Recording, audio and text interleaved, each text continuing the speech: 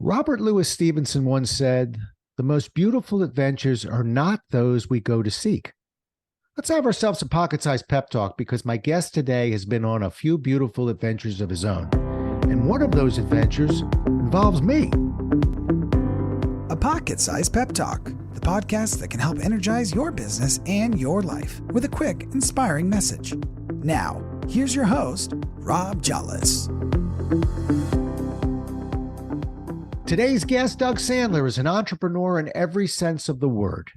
He's a nationally recognized speaker, writer, #1 best-selling Amazon author, and as a podcast host of the Nice Guys on Business, Doug has interviewed some amazing celebrities, including me, with over 1,000 podcasts under his belt, and has been downloaded 3.5 million times in more than 175 countries. He's also the founder of Turnkey Podcast Productions, providing podcast production, editing, and launch services. Thrilled to have you with us. Nice to see you again, Doug, and welcome to the show. All right. This is cool. I kind of like it when my students become, reverse this a little bit. I'm no longer in the teaching spot. I'm now observing you and watching, and man, you've done it. And you know what? Half of those things on that laundry list that you read, thanks to my mom for writing that, by the way, half of that stuff you're responsible for. So thank you very much for helping us out along the way too. Well, I know I got a couple of those in there. I don't know about a half, but you're a man of many talents, and we're going to kind of carve through that. But folks, if you haven't figured it out yet, podcasting came to me through this man right here. And Doug kind of showed me the way and got me going. I went through his program, and we're going to talk about that. But I wouldn't have at this time, it pales to my friend here. At this time, I think I'm up to 230 podcasts, and I'm 3 years at it. So I'm on your tails. I'm working it. That's all right. Only 1,150 podcast episodes to go, and you'll have been caught up with us. Only if I die tomorrow, God forbid. Well, maybe you just take a little break. You've got to get your mom to update that bio though, because I had you to 1,000. All right. Yeah, it's crazy. We've gotten, since I wrote that bio, and that bio is probably about 18 months old. Since I wrote that bio, we've done about 1,400 total episodes for the Nice Guys on Business. We've been downloaded 5 million times plus, and some other, it's just amazing what this environment has been able to do, not only for me professionally, but for me personally as well. And I'm excited to be able to chat with you about it. And hopefully, through this conversation, maybe even some of your community can get some good advice as well. Well, yeah, if you've ever thought of starting a podcast, this is the guy.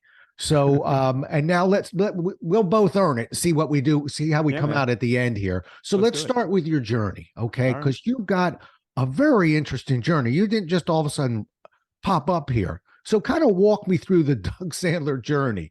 It's crazy. It's crazy. If somebody said to me, give me an unusual thing that nobody would know about you had they met you for the first time, I would say, all right, I got a good one. I did over 2,100 bar mitzvahs as the lead DJ and MC over a 30-year career. I would have no idea during that 30-year career that my career would evolve into me becoming a podcast professional and then a producer and monetization and strategist in that world as well. But somewhere around, I think 2013, I saw the writing on the wall. I was I was in my late 40s, I think, at that point.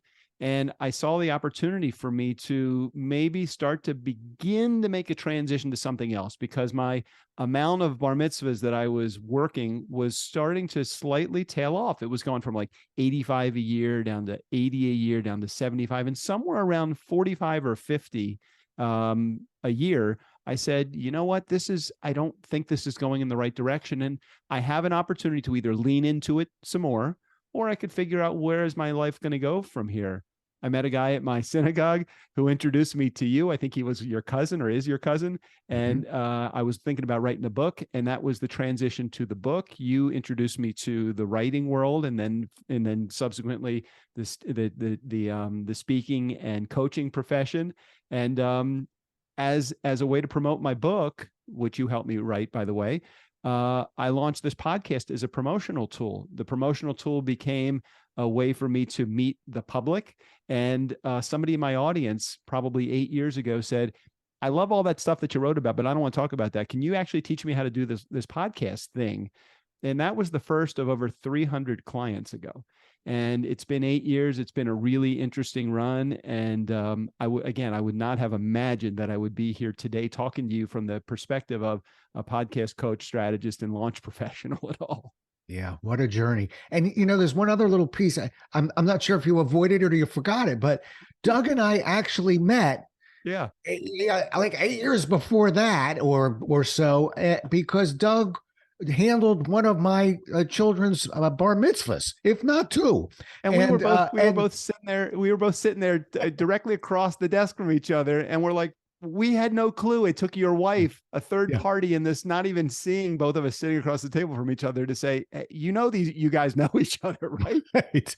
Yeah. Yeah. It's one of those moments that's kind of odd because I knew he looked familiar. It's all I can tell you. But we didn't really interact at all. My wife kind of handled the whole thing. Normal. I was busy during the event. Doug was busy during the event. But isn't it, we keep hearing what a small world it is. All of a sudden, these two guys are sitting across from each other at a desk with a different conversation going on. Well, I saw you once or twice. It was the end of both of those events where I believe you wrote the check. Okay. That was the only time I think I saw you. That's hysterical.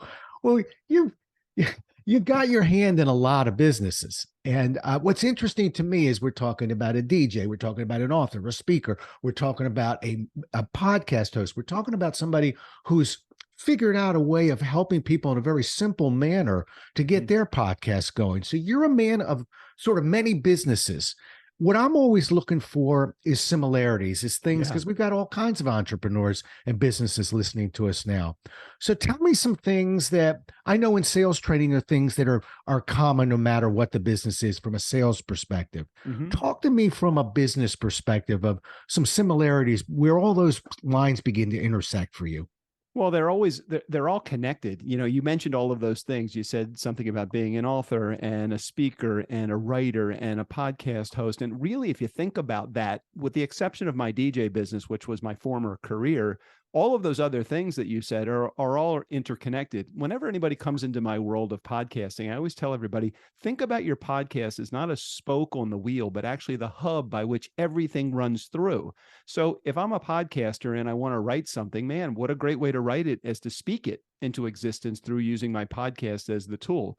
If I wanted to go speak professionally in an environment that speaks to customer service professionals, why not invite the perfect person who would be organizing the event to sit in the guest chair and build a relationship with them for 30 or 45 minutes, and then have an opportunity to pitch my services at the end of that conversation, not as a bait and switch, but more as a, hey, let's continue the conversation. Would you be open to me sharing my expertise with your audience? And I know you're arranging a conference. So all of these things are totally interconnected, but I have to go back to the original reason why I wrote the book.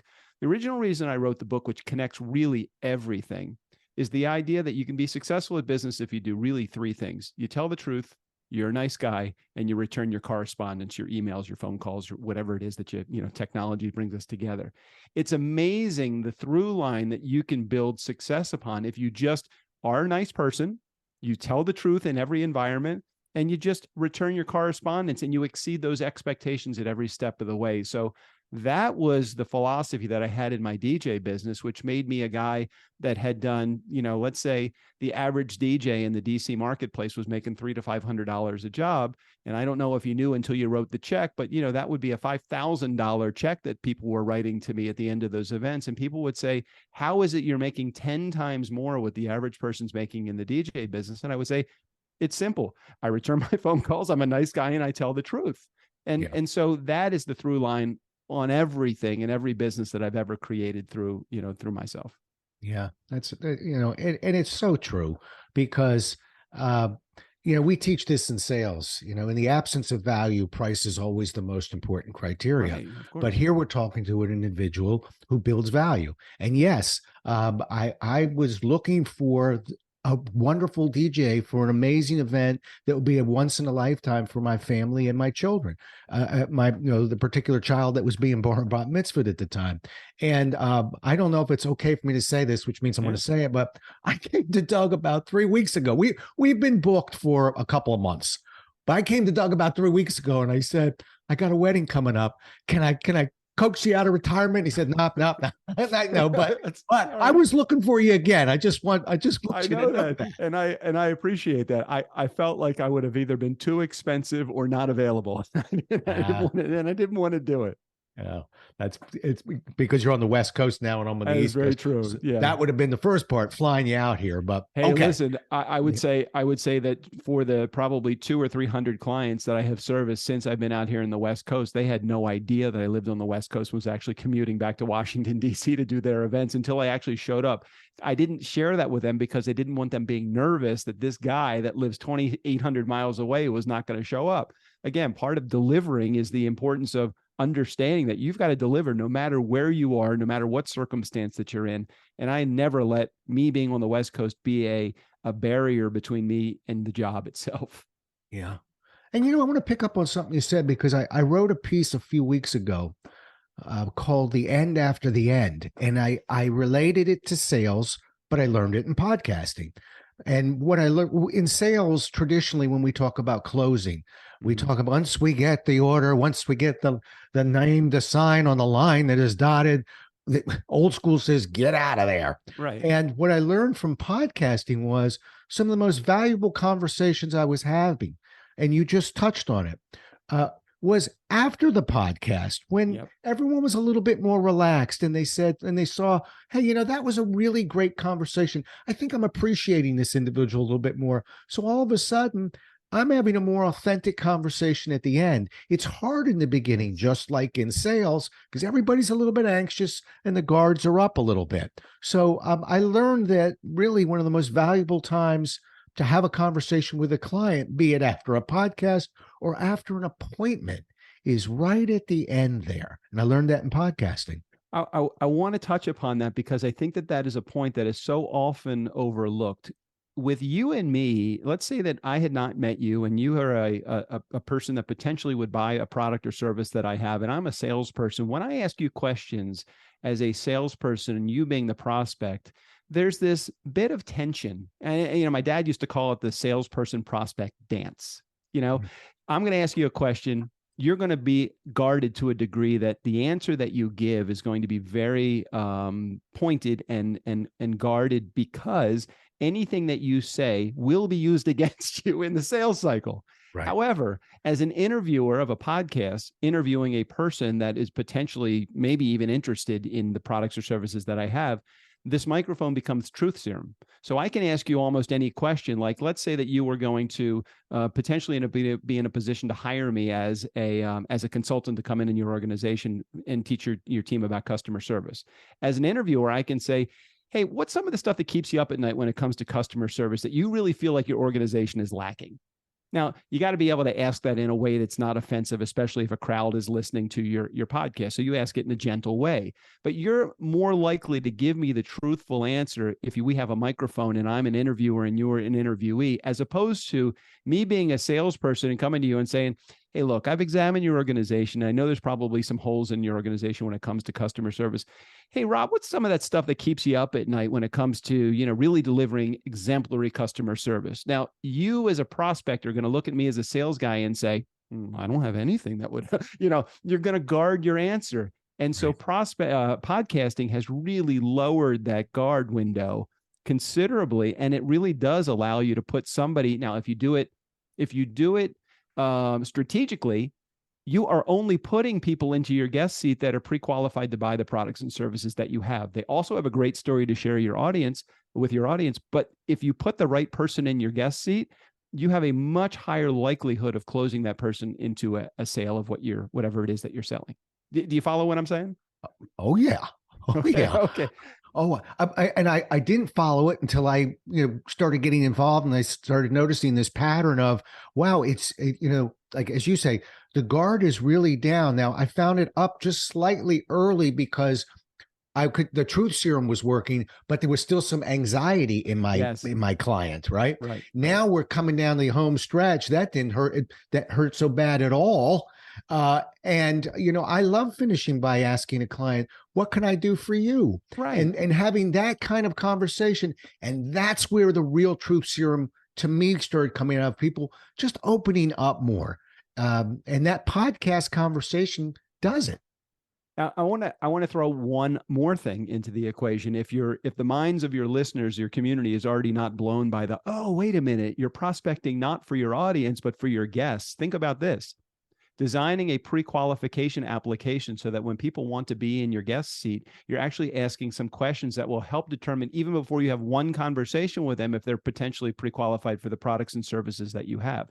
So you're asking them a series of 4 or 5 questions, which again, they're not looking at it as I'm a prospect, so I'm going to be guarded. They're looking at this from a perspective of I'm going to be a guest on this person's show, so I want to share some information to allow him to be able to determine whether I'd be a good guest on the show.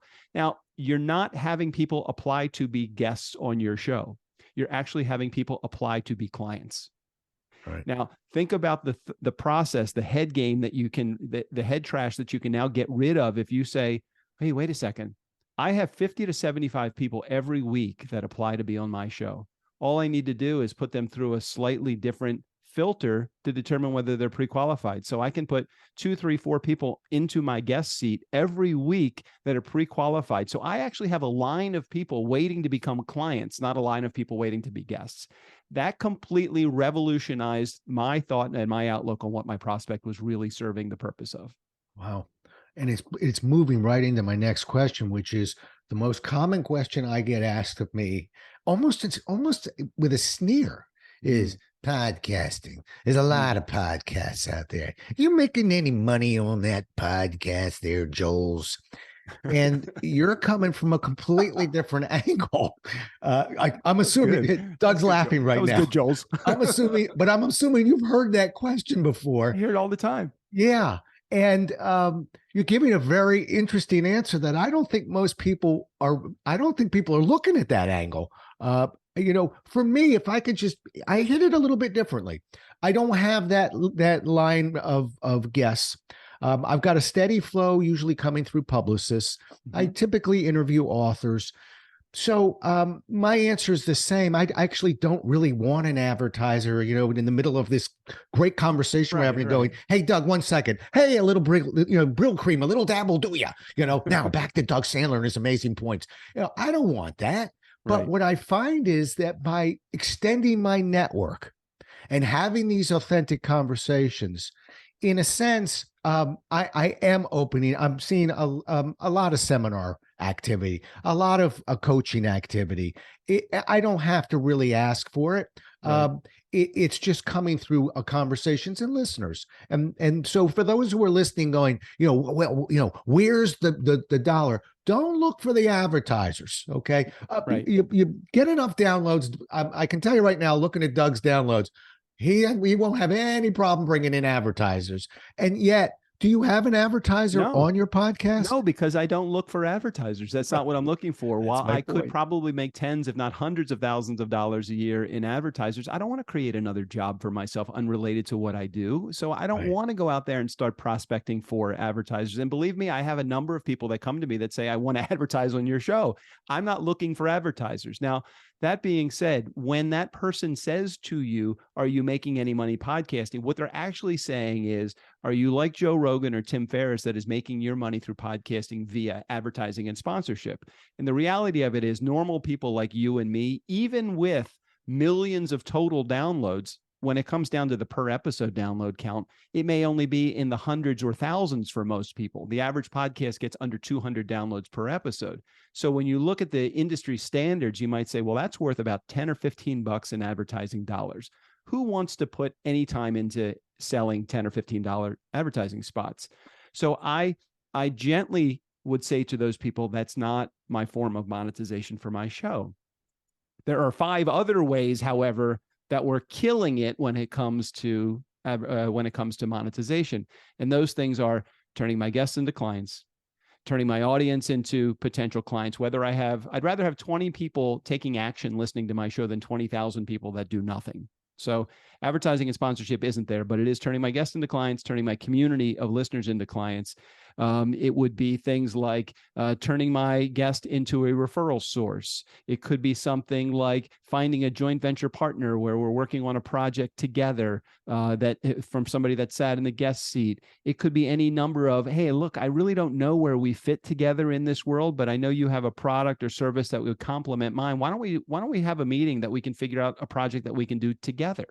And so those 5 ways, in addition to advertising and sponsorship, or instead of advertising and sponsorship, will make the normal people like you and me 10 times, 100 times more money that would ever come in through advertising and sponsorship. Yeah. Okay. So folks, from now on, did you get your answer? So leave Doug and Rob alone. You don't have to come up and say, you're making money on that podcast. So you just heard 5 different ways of doing it in a more, to me, a more organic approach to generating income. So, and give us that, we'll hit it at the end, but how do people get a hold of you, Doug? So the best way to do it, and we were talking about this before we even hit the record button, if somebody wants to know, hey, how do you actually do this? And I don't want to talk to Doug because I don't want to feel like I'm being sold. Totally cool. Just go over to my website, it's turnkeypodcast.com/money. And you can figure out, look, if you want to do this as a passion project, wonderful. I have a couple of passion project shows. I have a show called Ford Mustang, The Early Years. I have another one called Something to Whine About, my wine podcast. I don't look to make any money on those shows, but with my business show, I want to make money. I mean, period, the end. I don't want to have to ever leave my house again if I never want to, and just stare at this camera or my computer screen and talk to great people and interview people and make money that way. So turnkeypodcast.com/money, and that will be the way that we'll share with you those 5 things and goes into a more detailed view. It's a 5 video series. It's literally 20 minutes worth of video that you'll get free, showing all the things that I do to make money. Yeah. And make me a promise, will you? Just a little short aside. If you ever let go of the wine podcast, give me that name. That's the best podcast name I ever heard for wine. Something to whine about. I'm going to listen to that just because I love the name of it already. That's fantastic. Thank you, Rob. From a write-off perspective, this has been the greatest business ever. I have a 1965 Ford Mustang that I've completely been able to write off. I actually have it on a website called Haggerty Drive Share. My car gets rented out all the time for photo shoots and weddings and all of that. I bought a 1967 Ford F-250 pickup truck that I do the same thing. I just had it in a movie recently. And my show and all the expenses coming and going to all of these places are write-offs. Trips to Italy and to into Napa Valley, to the Napa region, and to all sorts of wine country places have been written off because of my wine podcast. So even though the idea is not to make money on those shows, they are a great write-off potential. So in retirement, maybe you and I could do a fun, I don't even know, what would we do? Like, what would be a good podcast for us to do together? I just maybe just with the know-it-alls. How about that? The know-it-all podcast. That's all right. We'll Throw figure out. something at us. We'll figure it out. Yeah, just bring us to your resort. Maybe it's like a resort. It's the new blogging. It's a new blog thing. Yeah, that's funny. All right. Here's a question for you. Again, we've got a lot of entrepreneurs, and I'm listening to you. Because you just rattle off these moves. It sounds like, okay, well, I'm gonna have to dedicate my life to this. This is going to be a huge time, drag. Right. But Doug's shaking his head no right now. So tell me, calm those fears down of people who think, how do we find the massive amount of time to do this? Well, it doesn't require a massive amount of time. I mean, there are the people that are going to want to be the perfectionist with everything. I look back to my first probably 200 episodes, and basically I sucked. And it's amazing that I've gotten to where I've gotten with the first 200 episodes that we put out. You dedicate a little time to finding your guests. You dedicate a little time to putting your recordings together. You dedicate a little time if you want to do your own podcast editing and production and all of that stuff, or you hire a company like mine to do it. Either way, and you dedicate a little time to marketing. If you treat this like a business, it will give you business results. If you treat it like a hobby, it'll give you hobby results. So yeah, if you spend 2 hours a week doing it, you're going to get 2 hours a week results. Think about the rule of 10,000. 10,000 hours makes you an expert at anything. So I wanted to get through my 10,000 hours quickly. So we did 5 episodes a week in the very beginning, because every time I opened Wow. up this microphone, I had an opportunity to make $5,000, because that's what we were charging at the time in order to do it. So if I ask you the question, Rob, if you make $5,000 every time you open up your microphone, how many times do you want to open it up every week? Yeah. Well, out of the gate, I like 5. Right. So those that are listening that are concerned that it's going to be a time suck, I would say, well, it will be a time suck if you allow it to be, and if you spin your wheels. Right. Don't waste your time in this business. The important thing when you first get started is, I call it getting to know your mom. Do you know your market? Do you know your offer? And do you know your message? If you know those 3 things, podcasting will be really easy for you. If you're finding those 3 things through podcasting, it will take you a little bit longer. And if you don't know any of those 3 things, but you're flailing, you'll never get there, because it's like, how am I supposed to sell somebody something if I don't even have an offer to sell them? Or if I don't know my messaging, or I don't know who my market is, how are you wording what your podcast is going to be all about, or who you're directing it to? So get to know your mom, market, offer, message, really easy if you do. Hey, is that mom piece in your training that you're offering? Probably.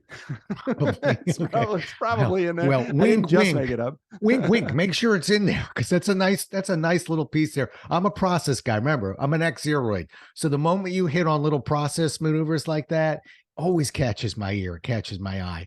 Well, it's So easy. It's easy to remember. If you come to the table with only knowing 2 of those 3 things, it's going to take you a little longer. 1 of those 3 things, even a little bit longer. None of those things, a lot longer. But if you know your market, your offer, and your message, of course, you're going to get into this game a lot faster.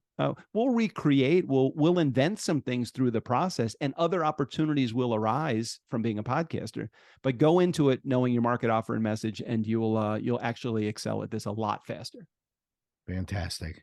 And quite frankly, Doug was just describing some hours of work that go into setting up for the podcast and getting the guests and doing some editing.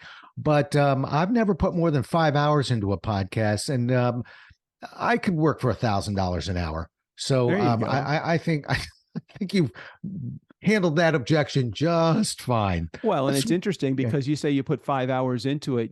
I had an interview that I did today. As a matter of fact, the interview took 35 minutes. I did literally 5 minutes of research on the person. Now, they had filled out a little application, so they were in the queue. So I had a little bit more information, but he teed all the information up for me. So 5 minutes of research, 35 minutes to do the interview. He filled out the application for me. I have a follow-up call that'll be 30 minutes, and I'll probably put him in services that will be 5-figure services.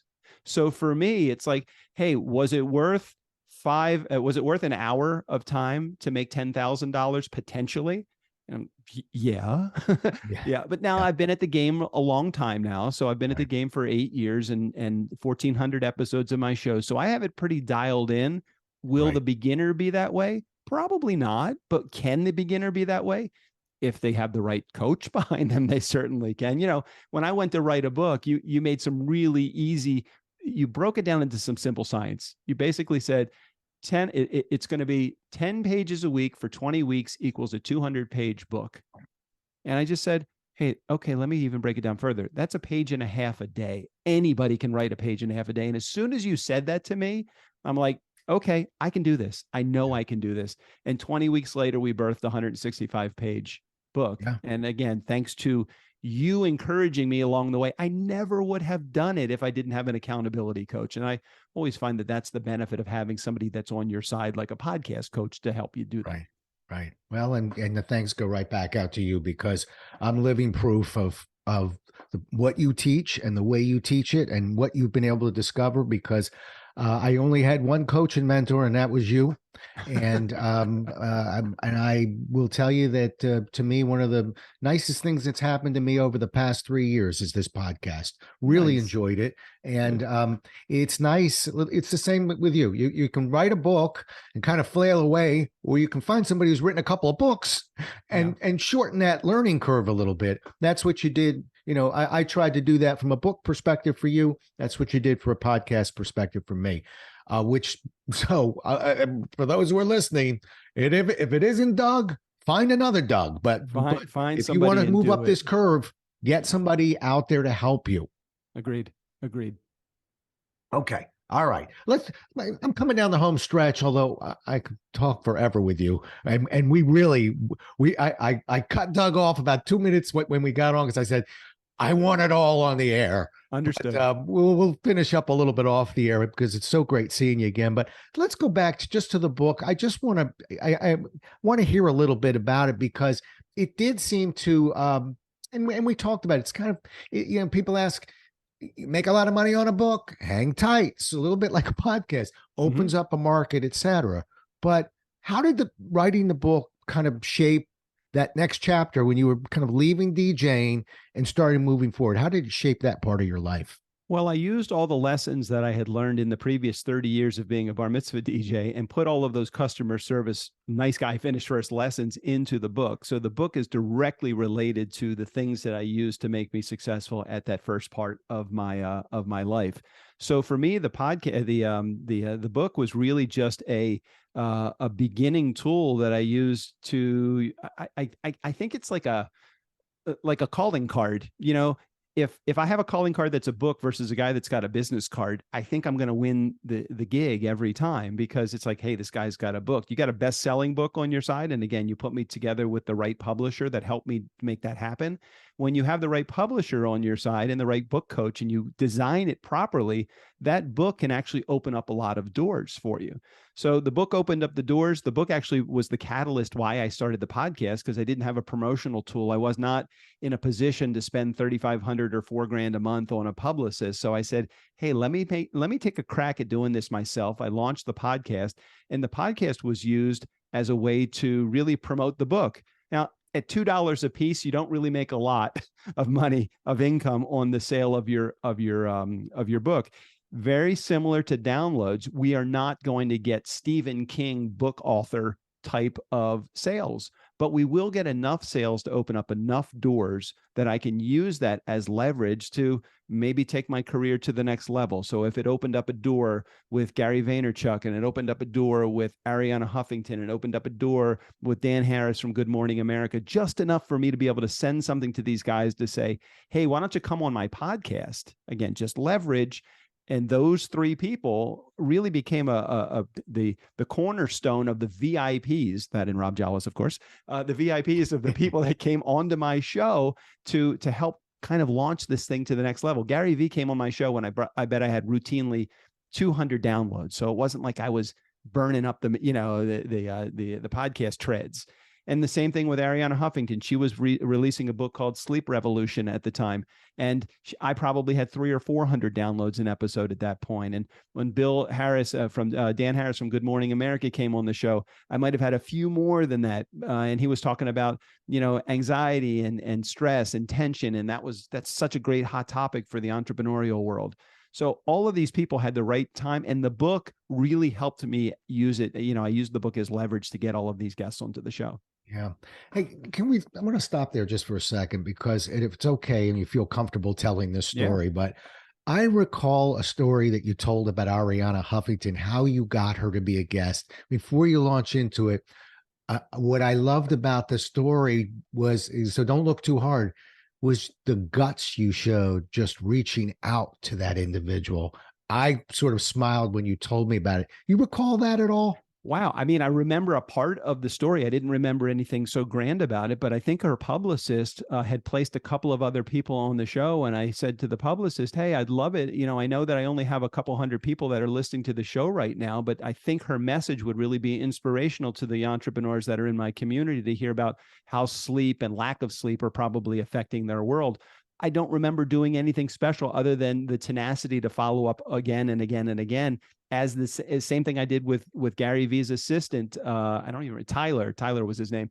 And I don't remember, was there anything special what sticks in your mind is what I did. I don't even remember. That's what sticks in my mind. What sticks in my mind, Doug, is that most of us look at a situation like that and say, what are the odds? Why waste my time? And you said, I'm going to reach out to Arianna Huffington, who has a gazillion followers, and I'm going to do it again, and I'm going to do it again. You see it as very matter of fact. I do, because Rob, for every Arianna Huffington, there was 100 others that said no to me that I don't have this story to tell. So for me, but I guess I look at it and say, Makes the story better, Doug. Makes the story better. If you're not willing as an Mhm. entrepreneur, as a business owner, as a leader, as a salesperson, as a whatever it is that you figure in your head you are in your career, if you're not willing to do the hard work, then you'll never get the results that you want. And so it's not hard to follow up. I was away for a couple of weeks. I had a good fortune of going to Italy with my girlfriend. And when I was away, I had my assistant and my partner, who are not salespeople. I had them follow up with all of the leads that came into our company. And there was 5 good leads. There was a whole bunch more, but there were 5 good leads that came into the company. And I'm following like email, just a little, just checking in and seeing. And I see that they all sent a follow-up letter. And I got back a follow-up email. And I got back and I said, hey, did any of these develop into anything? And they said, no, nobody ended up following up. Literally one more email from me just saying, I understand you were interested. I was out of town. I know my assistant followed up with you. Is this still something that is a priority for you? One more follow-up, got 4 of those 5 leads to at least take the next step and set up a meeting.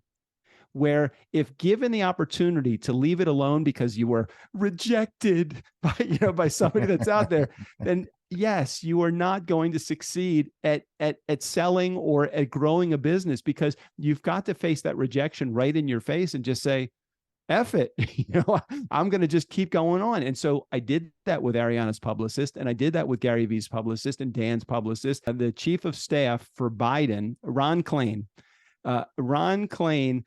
when he called me originally, he was Clinton's chief of staff, and he wanted me to do his kid's bar mitzvah. And I was stumbling over my words as I'm talking to him. And I knew that he was a busy guy. All it took was one additional follow-up. And that one follow-up probably led to, when you get somebody like Ron Klain on your side and you're able to do the bar mitzvah of somebody that's that high up, a lot more are going to tumble as a result of that.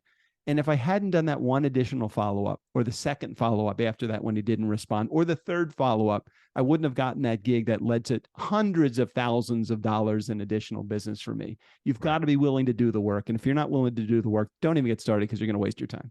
Okay. So now do you think you got a story there? Because you went into it going, I don't think there's much here, but you see how rich that story is. Yeah. I wasn't looking for a home run. I'm looking because so many people, including me occasionally, look at a situation like that and go, well, why would I reach out to that person?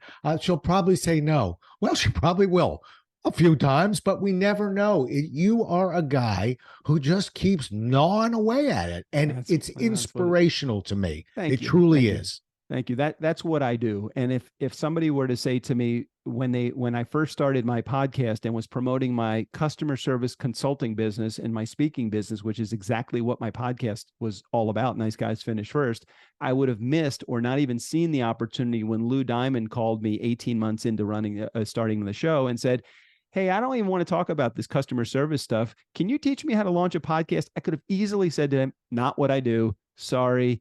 And click, and there's the dial tone.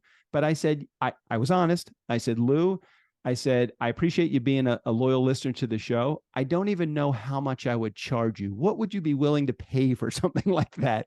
And he said, I'd pay maybe $500 a month if we could do it in a period of 6 months. So $3,000 for it. I said, done deal. Let's figure it out. Let's get out your calendar. Let's set up the meeting. And so that's the kind of stuff that if you're an entrepreneur and you're looking for opportunity, you will find it as long as your eyeballs are open to the degree that they need to be open. Yeah. I really don't think I've ever met or spoken to anyone who is as entrepreneurial as you are, Doug. This is your life, Doug Sandler. You are you look in the dictionary, there should be you with a microphone next to your ear. Nice. Well, I consider that the ultimate compliment, because I respect you and I admire you. And I don't really think I've done, sometimes I think, what the hell are you doing? What are you doing out here? And I don't feel like I've had literally two major careers in my life.